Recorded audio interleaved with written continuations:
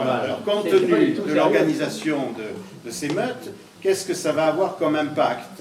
Le problème, c'est pour ça, c'est un des gros, tu as bien fait de soulever le problème, c'est un des gros arguments qui s'oppose justement à des chasses.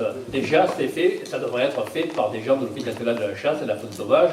Or, c'est délégué à n'importe qui, c'est-à-dire des chasseurs ou des éleveurs, ce qui n'est pas normal parce que ils ne savent pas. Et d'autre part, c'est pas seulement des tirs d'effarouchement, et même dans des cas où il n'y a pas eu d'attaque, ils commencent à tirer. Alors ça devient complètement fou, quoi. En réalité, maintenant, c'est la psychopathologie. C'est-à-dire que les gars, ils sont pas contents, et au lieu d'aller mettre des bombes devant les préfectures, ils demandent à tuer des loups, et voilà, on leur fait plaisir comme ça. Donc, actuellement, en plus, c'est complètement idiot, parce que quand on tire un loup, d'abord, le plus facile, évidemment, c'est de tirer le loup dominant.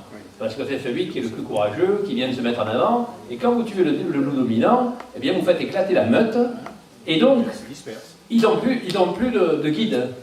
Et alors que quand ils n'ont plus le loup dominant qui connaît tout, parce que là, en réalité, il y a toute une culture, enfin une protoculture, comme vous voulez, qui est transmise. Ils connaissent très parfaitement le territoire, ils savent exactement ce qu'ils peuvent exploiter, etc.